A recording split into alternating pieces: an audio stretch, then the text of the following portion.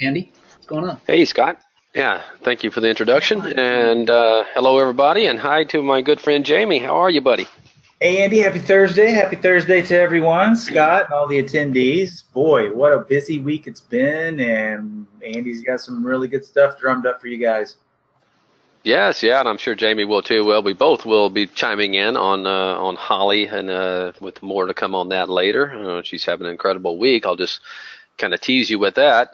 I'm seeing a lot of people in here that probably already know that. So guys, let's just dive in. Let's first take care of the legal issues here. So we have to go over our disclaimer. And you're going to hear Jamie and I talking about some chart setups and whatnot. But just remember, guys, this is all for educational purposes. Nothing that you see or hear today should be construed as investment advice.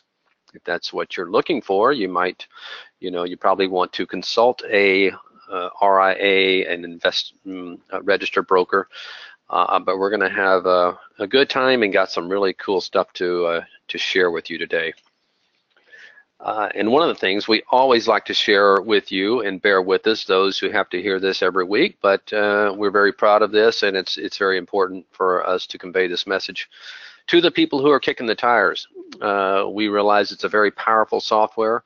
To some, it may be daunting, but we provide incredible amount of support, education, and training here. And I'm sure if you're in the test drive, you're witnessing that firsthand as we conduct these support sessions throughout the week, 2 hours a day throughout the week. And then we have our afternoon webinars. And then, of course, we have Barry's Room. Barry's Room, if you haven't been in there, it's what we call the trading room. Barry is the moderator, and he trades in real time as you look over his shoulder at his desktop. Some great traders in there, so be sure, if you haven't gotten in there yet, please venture off. I don't think you're going to be disappointed. And Mondays we have what's office hours with Jamie and Steve. And Tuesday we have myself and Steve host that one. It's the Trade of the Week webinar. And on Wednesdays you get our CEO Dan Merkin along with our one of our managing partners, Brad Williams, in that one. And of course, we're in the trading studio today with myself and Jamie. Tomorrow, guys, we're going to round up this week with a 3-hour support session webinar starting at 11 Eastern time. Be sure, guys, especially for those on the test drive, if you have any more questions left, this is going to kind of wrap up our test drive week as far as support webinars go. We will go back, I believe, to our TI University next week. I'll talk about that in a minute. So be sure you get in that 11 o'clock support session tomorrow.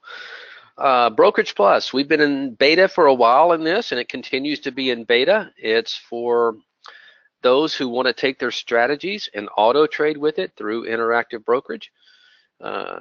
We have brokerage in there, but I think it's the interactive brokers. But guys, if you want any more information, and remember, this is for those who are more experienced trading and you want to automate it, just check out trade-ideas.com/beta.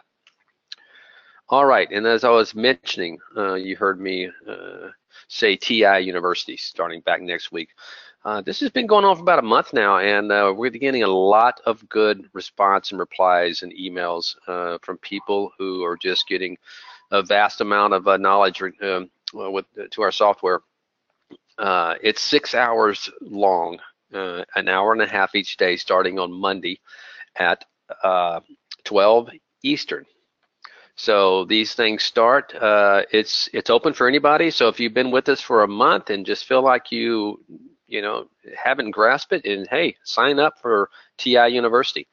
You can find this if you just go to our footer section under training. On any of our pages on our website, just go down to the bottom and look for training, and it'll direct you to this link to this page right here so you can sign up for enroll in the TI University. All right, here's the agenda for today, folks. We have the market recap. And I left more chop in there from last week. I was going to put something else in there, but you know what? It fits the same for today too. We are seeing more chop in the market. We'll talk about the market recap. And we're going to have a lot to say about Holly recap, not just because we're, holding our arms up in the air and shouting, how great she is. No, it's because we have had lots of questions this week about Holly, how to trade Holly, uh, stop losses, profit targets, and things like that. So I'm going to go into, and we're going to dive in and spend a lot of time on Holly. She has had a great week. And we'll talk about that. I'll mention some directional bias that you could have picked up on today in the early morning. And I will kind of highlight, man and machine, getting back to that theme that we like to promote here at Trade Ideas. It is artificial intelligence, but it works so much better along with a man. And so we'll talk about how you can use it and take the information and how you can best apply it to your trading. I put together a little top list window. I know everybody loves the gappers in the morning. They like to come in the pre-market and look at the gappers, and that's great. But if you notice on some of those things, the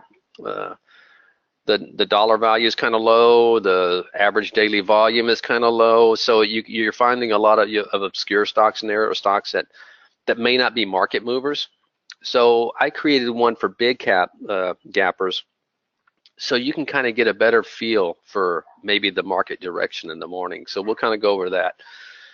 And then lastly, I'm going to talk about position in filters, because there's still a little bit of confusion about how those things work, the ranges, the position in different ranges, and I'm going to talk about that. So Jamie, let's back out of this and let's dive into the market today. There's a big cap gappers I'm going to share with you.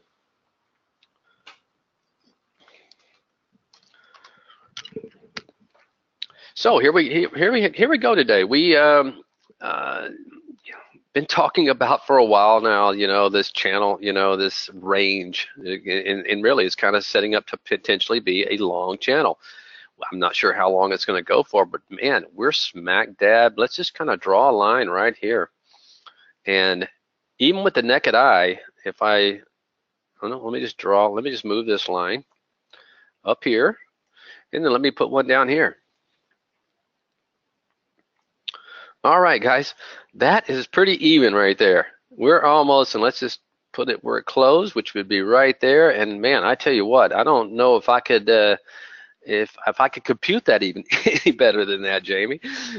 Just right there, right smack in the middle of the range, from the all-time high to our sell-off that we had back in early February. Stretch that rubber band or guitar string, whatever you want to call it. A lot of reverberation going on right now, and we're right smack in the middle. Yes, we are above our moving averages. That holds a little weight, but for Tuesday and Steve's after this day right here, not as much weight as it would hold if you had a nice trend like you had up here. This is still very messy for me, and I continue with my idea that there's no way the bulls are out of the mess here. And I still seeing the same things in the market that I talked about last week when I talked about paradigm shift.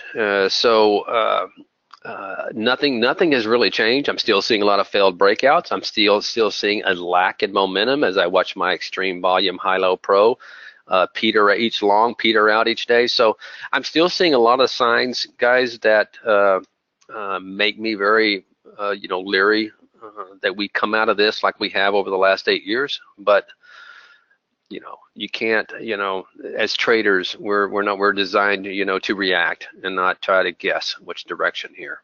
Both Sean and I were chuckling at the close, right where the spike closed. I mean, perfect, right? Mm-hmm. Just above that little level, which is looking like it's trying to become the new support versus resistance. Mm-hmm. And then, of course, right at the VWAP level too. Yep, exactly. Okay, there you go. I didn't realize it was a VWAP level, but that makes sense. And yes, you can see this is kind of a pivot level going back over here. You kind of low right there where it bounced, and then try to bounce there. So yeah, it's definitely a pivot level there. We'll see what happens real quickly. Go through the Qs. Kind of the same pattern I think you're going to see. Obviously, much stronger in the Qs here than what you're seeing, just because they're more closer to the upper end of their range there. but diamonds are pretty much very similar to the spiders. Once again, bouncing off the 50. And the IWM, last I looked, was pretty strong. And yeah, it's much like the Qs, not far from a 52-week high. So we'll see what happens. You know, like I said, I don't think we're out of the woods. So be careful. I know earnings seasons is great. So a lot of people, you guys, once again, you're going to be listening to the talking heads. They're going to talk about how incredible these numbers are. They're crushing it. Don't get caught up thinking that just because the numbers are great, we have to move higher. Okay.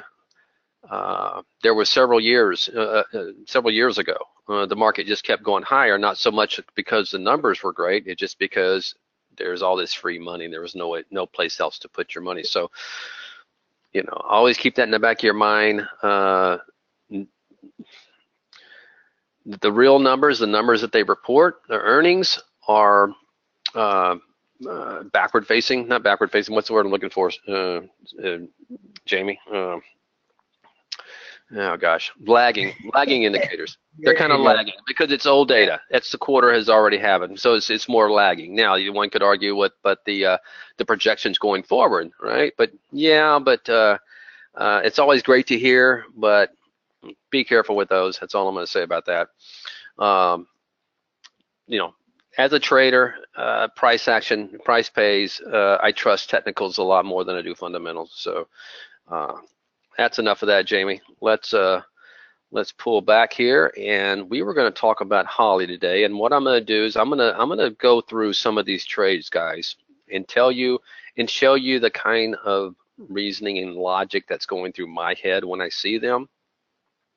Starting from this morning early, and I'll probably go through about 4 or 5 of them, and just to kind of give you an idea of the things you should be looking for.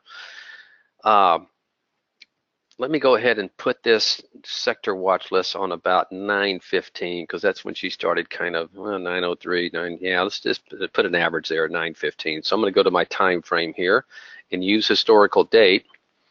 And I'm going to put this on 9:15 a.m., which would be 45 minutes into the trading day, my time. I'm on Central. And there we have it. All right. So,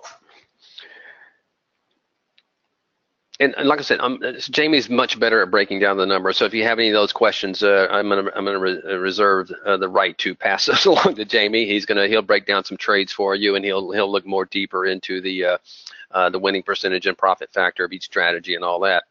But okay, so you're watching Holly in the morning, and the first trade that comes out is TJX.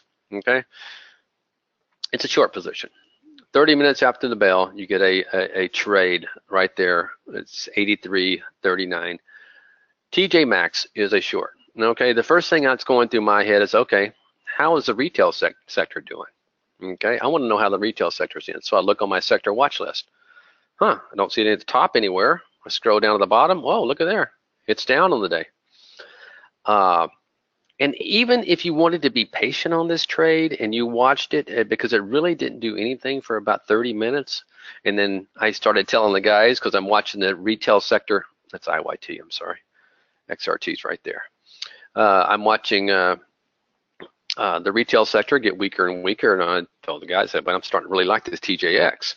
And you can see the follow through there. Great trade for Holly. Risk off 41 cents, risk on 75 cents, and Jamie will talk more probably about maximum profits, which is, I think it's really important for you guys to know what the max profit was, because you might have done better than the 75 cents had you managed this trade all the way down here. All right, so there's TJ Maxx. Okay, so now the next trade that comes 3 minutes later, IBKR. And I understand you're not going to be able to take all these trades.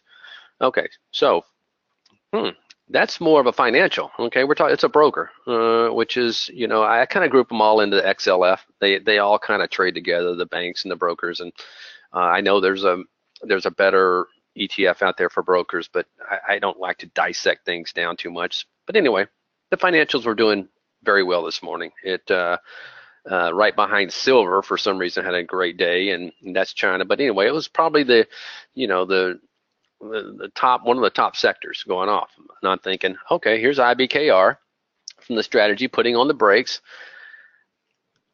You know what? Maybe I want to be careful on this one, just because. And in the future, guys, I promise you, we're going to be adding in more sector filters to make this job easier. But in the meantime, it's real easy for you to take a look over at the sector and find, how the sector's doing. Well, the sector was doing pretty darn good.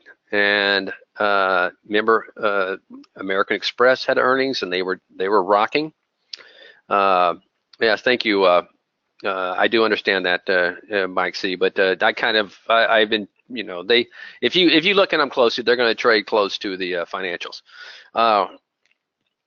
because trust me, many of them do a lot more than just commissions for trading. So. All right, so you know what? Maybe I pass on that one. If I do take it, okay, it's from putting on brakes. Putting on brakes had a very nice winning percentage last night. This is something else that I'm looking at. Okay, so maybe if I do take a chance on something like this, I'm going to keep it real tight because I know the sector is strong. It hasn't been strong lately, but for some reason today, and it probably had a lot to do with American Express earnings, it was very strong. So. Those are some things that can go through your head. But look what Holly followed up with after that. CMA, what do we have up here? Commercial banking, okay? Just a beautiful little trade there. Okay, so now I'm thinking, okay, whoa, now she's seeing, and look right after that. Same time, Schwab. So after going short IBKR, Holly got smart and said, okay, can't beat them, join them. And beautiful trade, beautiful entry there on Schwab. And like I said, Jamie will go over these more later. So there in the first hour of the day, just looking at these trades, I wanted to give you an idea of what you might be processing when you're seeing it, because I know a lot of you guys are new, and don't worry, it'll take a while, but you'll get these sector downs. You'll know when something goes off. And what's great about me, I didn't have all this one. I just had to learn all this stuff. I didn't have something I can click on at CMA. And, oh, commercial banking. Back in the day, did we, Jamie? No, we did not. We had to maintain manual lists, kind of like that's right. Generation before us had to actually draw their own charts, right? That's right. But back then we had to, manually do all this stuff, and it wasn't real easy. No, it wasn't. And boy, to have something like trade ideas when I first started, it would have, limited my my learning curve. Would have cut it in half. I can promise you that. So anyway, guys, and then what Holly, I want to talk about this too, because what happened then, the market, opened up, and then for the first, let's just put it up and take a look at it. This is a 15-minute chart. So this right here, 1, 2, 3, 4, this is the first hour, right? Not a lot happening, right? Just basically after the first hour, it's pretty much trading at the same place it opened. And then, lo and behold, Holly starts firing off shorts. You had 4 shorts in the same 30-minute time frame. It's what we call directional bias. You might want to keep your eye on that. None of the longs were firing off anymore. Even for the whole rest of the day, we only had 1 long in there. Even though we had 5 strategies, long strategies, and only 3 short, the short setups were the one that were setting up and providing opportunity based upon our statistical analysis, or Holly's back testing and optimizing. So you can garner a lot more than just good trades from Holly. You can use it as a market barometer, I like to say. And because what's working in Holly's playbook, the short side. Now, some gutsy trades here. I know a lot of these are selling strength. Not too many traders would, short things like this, but hey, this was back tested. It worked. Selling strength worked up to 60% based upon last night's data, with over a 2 profit factor. Okay, so that tells you right there, 2 out of every 3 trades probably gonna, well, not work, but that's your profits anyway. So guys, Holly did incredible today. A very tough market, and Holly risk on 93 cents. basically that means if you put a buck on or one trade, you bought one share of every trade, you'd make 93 cents. So if you were playing 1,000 share lots, you would make $930. Risk on was a lot more. So what is that telling you? That's telling me what it tells me just by looking at it is even the few longs that Holly did play, she played them very well. Like the CMA, risk on. Look at Schwab, risk on, all day long.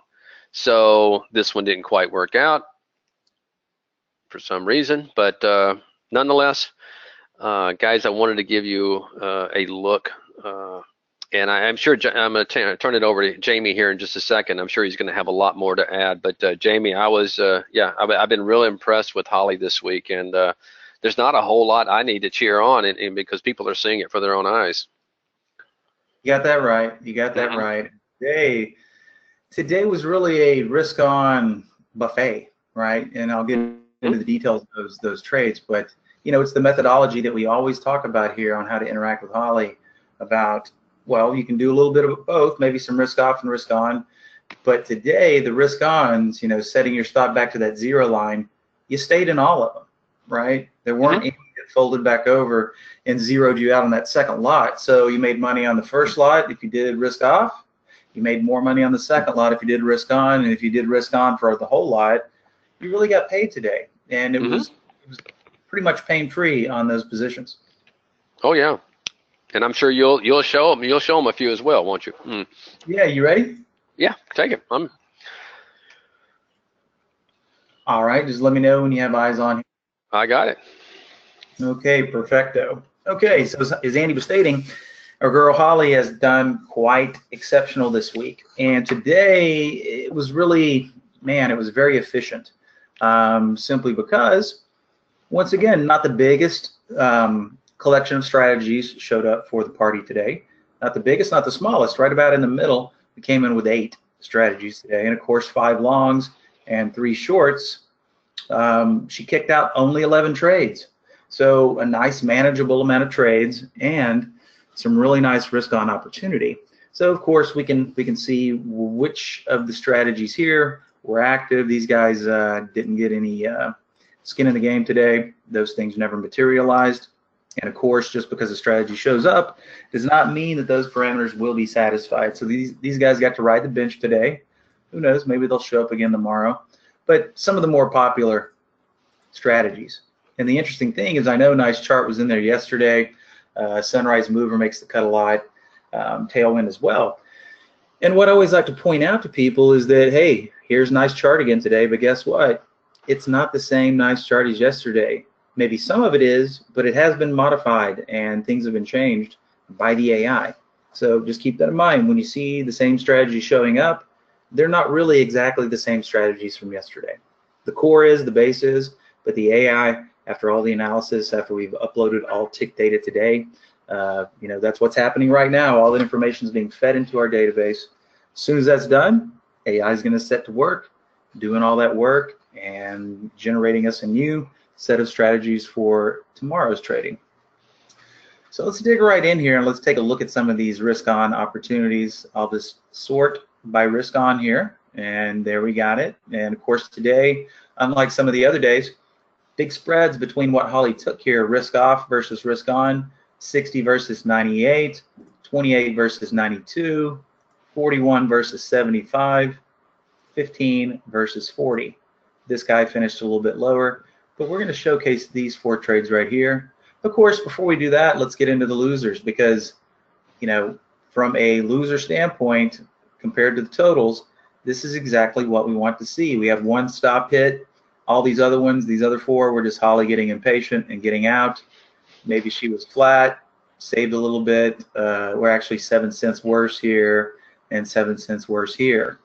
But that's really what you want to see on your losers. No big losers here. Worst one was 33 cents. Now getting back over here, let's just take a look at CMA. And Andy, from a diversification or spreading the risk around, we've got longs in Schwab, longs in CMA. Tried the short in IBKR, didn't work out, but didn't you know, didn't rip our head off either, right? No.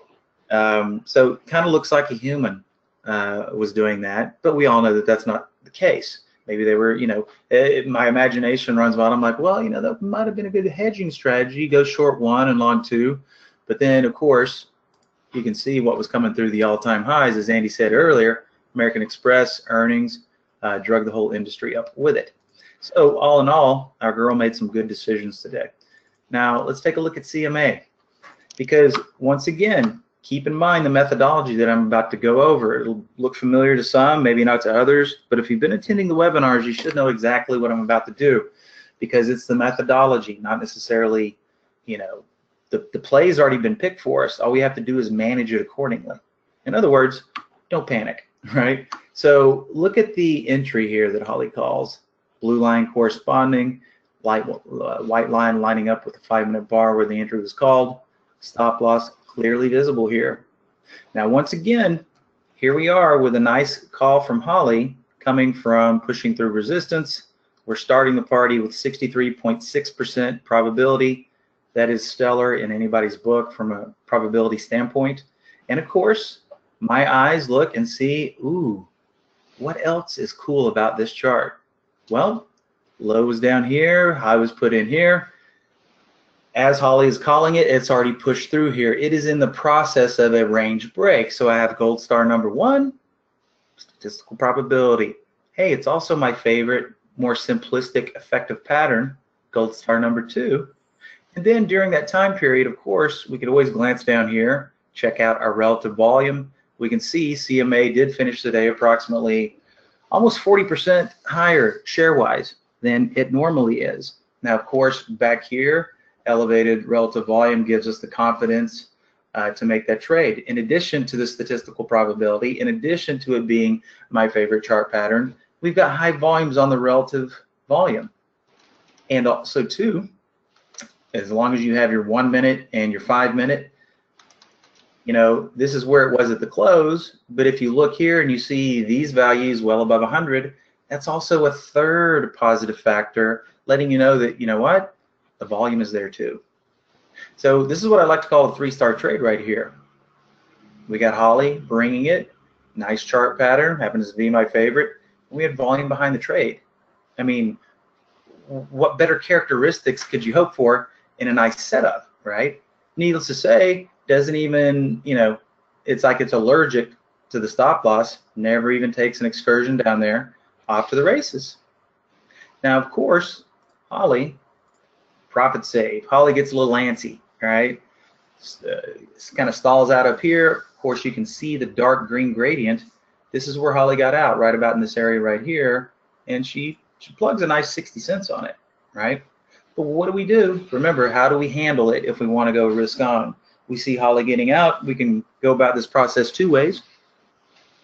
Best and easiest way, especially when you're getting used to this, is to do both. If you're in 200, peel out of 100 with Holly.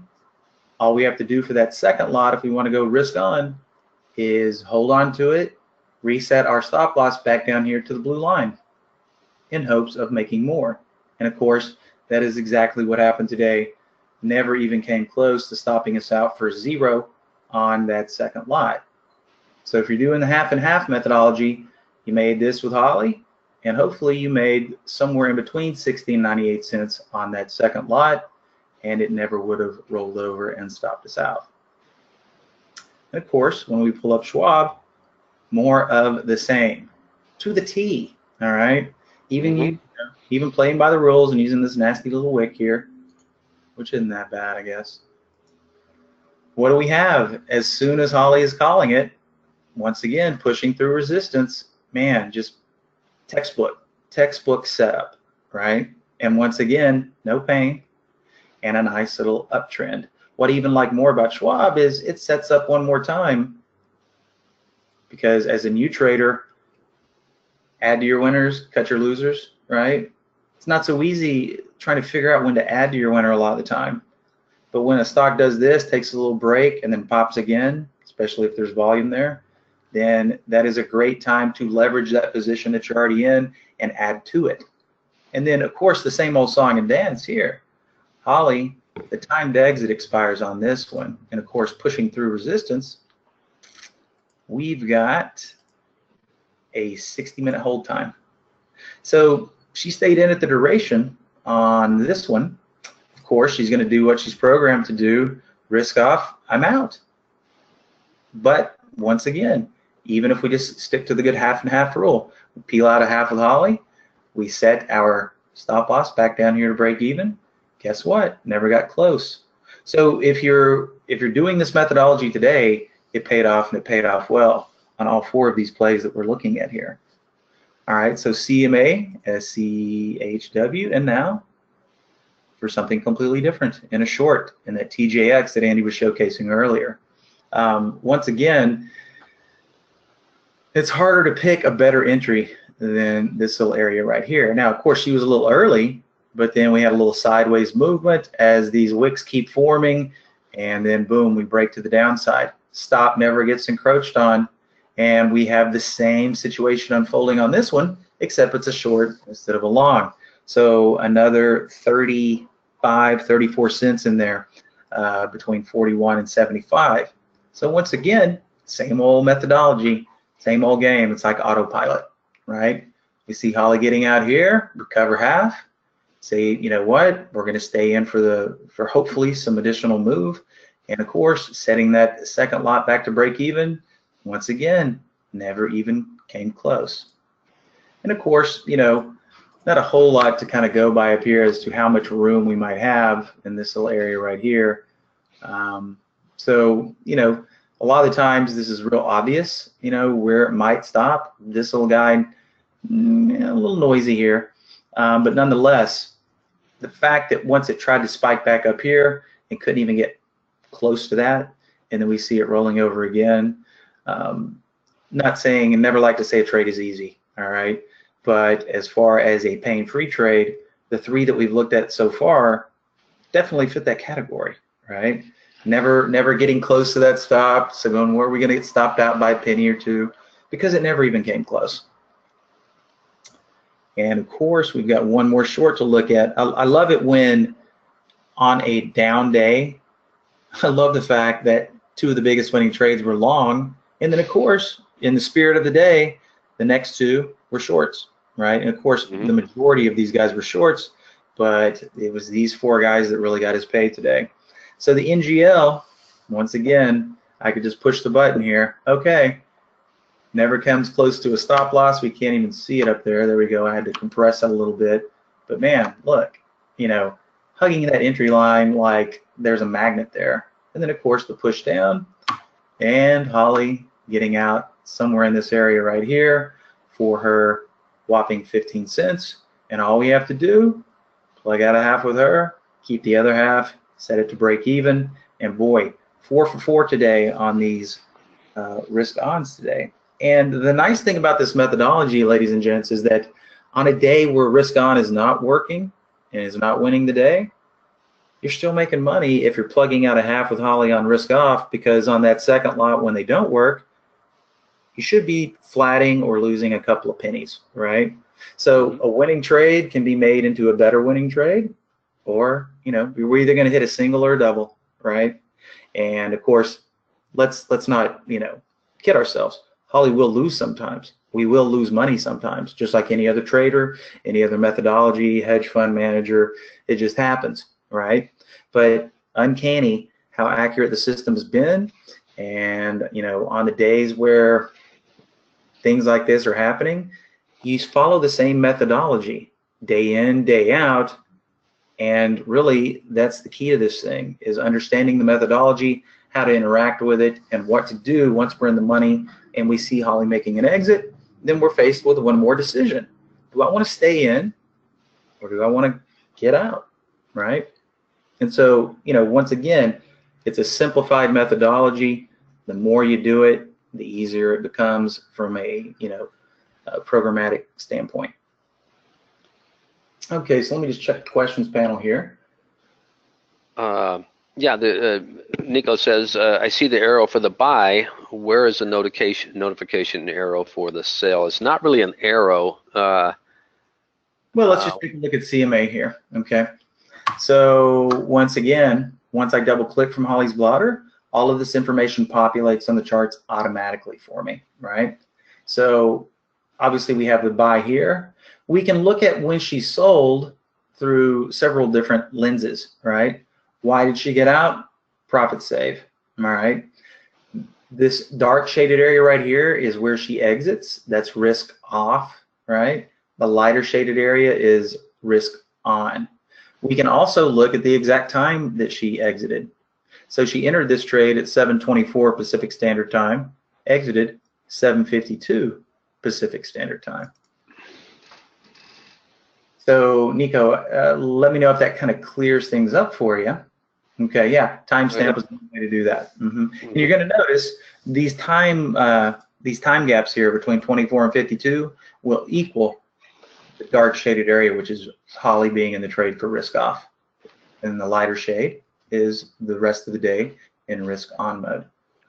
And yes, Christopher, matter of fact, I just went through and paired out a lot of lines. I had way too many, but yeah, I go a little line crazy. You know, it's just amazing how much information you can deduce by some horizontal lines sometimes. Well, the problem is they just build up. He may have drawn a couple of those 3 months ago. Yeah. It was my SPY chart. It was my SPY chart that was most clogged up. Let's see here. So 15 versus 40 up. 1, 2, 3, 4. I mean, that little collection of 4 trades was a day maker. Let's go ahead and look at BWXT because it's one that did not finish higher, but still a beautiful entry. I mean, these entries are crushing it today. So once again, let's see, where was the stop on this guy? Up here, but you can see didn't come close. Pain-free trade here. And, you know, Holly gets out here. There was a little bit of meat left on the bone, but, you know, finished slightly higher off of its lows. If you stayed in it, that's why we're seeing 32 versus 41. But man, and also max profit column, considering, you know, consider on any given day, this day, slower day, fast day, up, down, down day, doesn't really matter. But putting on 11 trades and being in the money, if we eliminate these lower guys, 1, 2, 3, 4. Obviously, these guys were never in the money. That's why they're showing 1 cent maybe and 0 cents. And usually this ratio is a lot higher, but today we had about 4 out of the 11 that never got into the money. But we had 7 out of the 11 where we have to make a decision, right? And of course, during that time period, these things are just climbing and climbing and climbing. But I still always like to point out that seeing these type of numbers is not an easy thing to do. Throwing out 11 trades on any day and being able to take money or take a profit in 7 of them, I mean, that's well over 50%, right? So, you know, this max profit column each and every day looks very similar to this and typically a little bit better, right? So just keep that in mind. This statistical model is working. It has its losing days, but over time it is performing and it's performing well. And of course, we've got some enhancements in the developmental pipeline right now. And when we get those rolled out, then the machine is going to become bigger, faster, stronger. So that's pretty much it for today with Holly. Great day, and we'll see how many strategies show up tomorrow and see what Friday brings us. All right, so Marguerite, let me hit Marguerite's question real quick here. It's not very clear to me which is the sign that shows an exit of a trade. Well, Marguerite, the best way to hone in on that is during the trading day, if you look at the risk off exit column, if the field is blank, the trade is open. As soon as Holly exits the trade, you're going to see this column populate, and it's going to tell you why she got out. Then we can also look over here and see if there's an exit time. All right. Anytime a trade exits, this field is also going to be populated with the exit time. So, you know, obviously you have to be paying close attention to Holly to see exactly when things open and when things close. And of course, I like viewing the all trades blotter, but we can always spawn open trades blotter, right? And close trades blotter. Because at any time of the day, you can look at your open trades blotter and see what is currently open. And then you can see which ones have closed out as well. So it's really just about, paying attention to those fields and Hmm. seeing when she exits. Of course, then you're going to notice the dark shading corresponds with risk off, and the lighter shading corresponds with risk on. So Marguerite, I hope that helps clear things up for you. And lastly, Ken is asking, where can he see overall profit and loss? And I'm assuming you mean for the session, correct, Ken? Hmm. But we can see that in the strategies panel. We can toggle this little button right here, risk off, finish the day 93 cents. That's Holly, obeying all of her rules and getting out with those parameters that we saw. And then of course, toggle over here for risk on, up almost $3 on that same number of trades if we just held everything into the close. All right, Andy, if you're ready All for the right. on, I shall pass it back over here. Yeah, shoot it to me. And you have it. All righty, I got it. All right, very good, Jamie. Excellent job. Thank you. All right, guys, and if you have any more questions, about Holly, just go ahead and drop them in the questions panel, because I said I wanted to spend some time on it today. But I do want to share with you some other ideas, and one of them, guys, is you notice in our pre-market channel, right? I know a lot of you guys spend time in the pre-market channel where we have our up gappers and our down gappers. Okay, this is great, and there's no problem with it. But as you look through here, you're going to see a lot of symbols that you're not familiar with. And that's because the filters are very, let me get off my idea of surfing. The filters are very laxed on these things. So there's nothing really in here, hide unused. So really the price has to be over $1. Okay, the volume today only has to do 2,000 shares. And then the average daily volume only has to be over 100,000 shares. So you are going to see a lot of smaller price stocks, the ones that are gapping up, which is great. It's great for day trading. You can find a lot of momentum stocks on here. But if you like to trade, the market dynamics, in other words, what the overall market's doing, or get a feel for maybe what direction the market may be looking to open up or down, or where it may go when it opens up, you probably want to focus in on larger cap stocks. So what I done is I created a big cap gappers up and down. So let's just take a look. I think I hit the, let me try that again. All right, so you know what? Let me pull back up my default before I bring that up. So,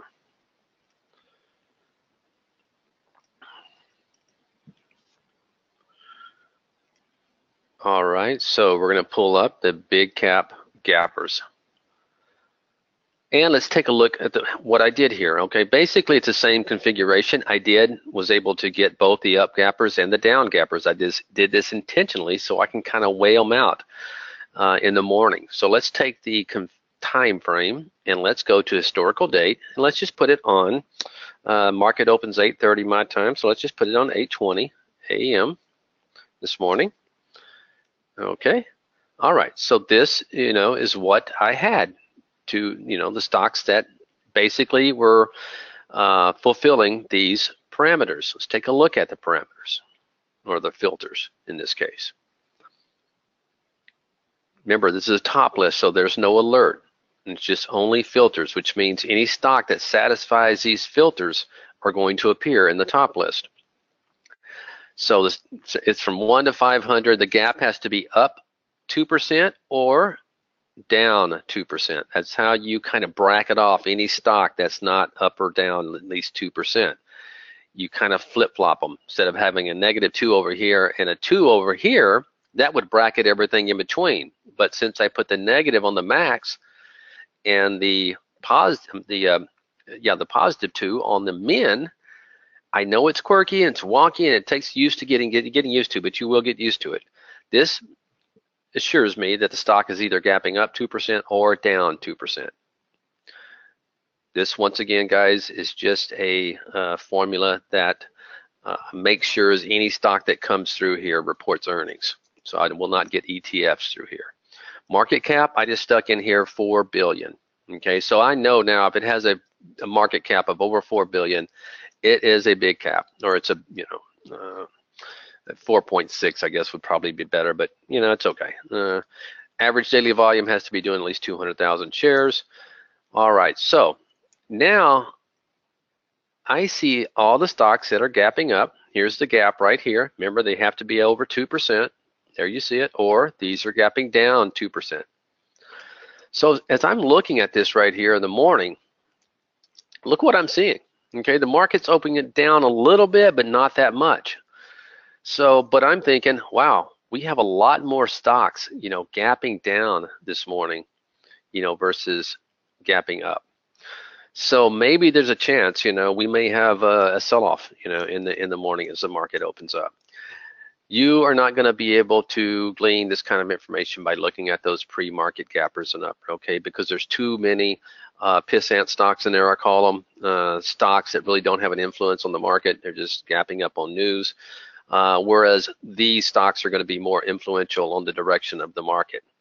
And I was getting with Jamie before our webinar. He's like, he's going to do some things. He's in combination with his compare count, and see if there's any correlation here between these stocks that are gapping and the compare count. As a matter of fact, I think he's going to create some sort of pre-market compare count window, which obviously he can do. So Bill says, is there a chance the big gappers could be shared? Yes, Bill, I would definitely share this with you. So you might want, if you're one that likes to kind of get a feel for the direction of the market or what's really in play out there in big boy land, not the little tweaked out scalping land that many of us play in. And trust me, I was there forever. I know exactly. I've played both spectrums, so I used to love playing pissants, I call them. But tweaked out scalping land, I like that. Yeah. But all right, guys, so yes, I will share this with you. Let me put it back on live. You want to keep this live always. Most of my top list I like live during market hours, but obviously you want to see what's going on. Let me give you, this is important. I do many one-on-ones and talk with people, and I'm watching their screen, and they'll have these the gapper screen window up on their default layout, and it's sitting there static. It's because they're sorting by gap, which is fine. That's what you want to do in pre-market. You want to sort by gap just so you can get a feel of what's strong, what's weak. But once the market opens, see, so let me do this. Let's configure and let's put it on. Just put it on 9 o'clock. What am I doing? That's not what I want to do. Time frame, use historical date. And let's just put it on 9. 9 o'clock. 9 o'clock this morning, okay? And what you might want to do after the market's, because once the market opens, this window is going to become static if you're sorting by gap, because gap is no longer in play. It stops once the bell rings. So what I'd like to do is, some people like to use change from close, but I think what even is better is do change from open. So, because what you're going to do is you're going to see the stocks, like this INSEE, for example, it gapped down, but, it tried to gap down, but yet it's, change from the open it's up 2.4%, even though it gapped down 3.4%. And you can find some really good stuff, just by, in this way, it will no longer be static. It will be moving with the market, because now you're sorting by a filter that has real-time live market data in it, whereas a gap pretty much stops once the market opens up. All right, so let me go and put this back on live always, and I am going to share this. And just remember, guys, if you're using this during the day, you might want to put it on change from the open or change from the close if that's your fancy. Let me share it. Gosh, what am I doing? I drew a blank on how to share all of a sudden. Save and share, copy all, and I'll put big cap gappers. It's going to be in your chat window, guys, in your webinar interface, and you'll be able to grab it now. All right. So yeah, that can be helpful, guys, when you're trying to get a feel for the market direction. All right, one last topic I wanted to discuss, and that's position and range filters. And the reason I do is because many people are kind of confused. Let's just pull up a configuration window here, and let's type in POSN, and we're going to see all of our position and range filters. So the only filters that incorporate today's data, and when it comes to the range, is of course any of your intraday ranges, 5-minute range, 15, 20, 60. Position in range, that means today's range, okay? Anything after that that has a previous day's range, 5, 10, 20 day, it does not include today's data, okay? So theoretically, you can have a position in range of 300%. You're like, whoa, whoa, whoa, wait a minute, Andy, you told me every range is a range from 0 to 100%. But just remember, we're not, we're not including today's data if we look at anything else besides these intraday ranges. So for example, if you position in previous day's range, let's say I added a filter here, and I put a minimum of 120%. So what that's saying is the stock has to be 20% of yesterday's range higher than the previous day's close, if that makes sense. Or no, sorry, the previous day's high. Okay, so let's say a stock was ranging between $9 and $10 yesterday. Okay, today it opened up at $10.20. Okay, because you have a range of $1. So if it opens up at $10.20, it's 120% of yesterday's range. Because remember, you do not include today's data. If the minimum was 200, I would only see stocks that are up. In that same scenario, it would have to be up to $11. Okay, that would be a 200% move from that range. I hope this is. Let me know, guys, if you're getting this, because I know it can be very kind of weird. But it's very important, because these things, like I've told you over and over again, these things are very powerful. But if you don't know how to use them, and trust me, once you do know how to use them, you can build some incredible stuff. Oh, good, Marguerite. I'm glad you got that. So so the important thing is, just remember, anytime you're looking at a previous day's range, 5-day range, 20-day range, it's factoring in the 10 days before today's range. So it's not difficult, but it can be very powerful once you get to know how to use it. But especially like when you were talking about, I use a lot of filters for like position in. Let me go back to my search.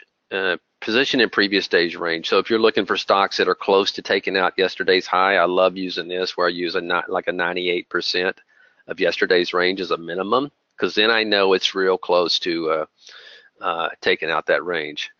But yeah, that one right there can be a very, very powerful feature if you're looking for bar reversals or anything that's where you have a strategy that wants to play on yesterday's high.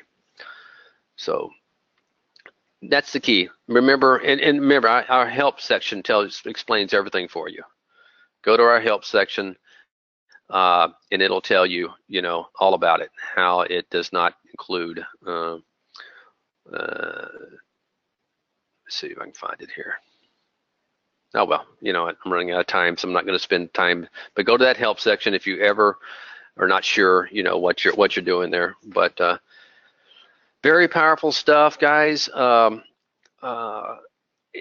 anybody have any more questions? If not, I'm just going to go ahead and bring Scott in here and let him walk us out of here. And you guys hang on. He's going to have a discount code for you. For those of you guys who are in here that are not subscribers yet. And it looks like you're welcome, Waleed. And thank you, Mike. Is there a support set? Yes, guys, tomorrow there is a support session. It's going to be at, I talked about it this morning, it's going to be at 11 Eastern time. So be sure to get in that. I know especially the guys on the test drive, it's the last kind of 3-hour session where you guys can come in and ask all your questions again. So we'll have a good time, and you can learn a lot more heading out into the weekend. And Scott, if you're ready, you can come on and. Yeah, thanks. So there is an ebook that's out, and it's free. Both Andy and Jamie participated in creating it, and it's very timely for what's going on in today's market. Make sure you have 5 tools to navigate a post-BTFD market. Just go to trade-ideas.com/ebook and enter your email. Go get the download link right to your email address. Save that to your desktop and consult it and read it.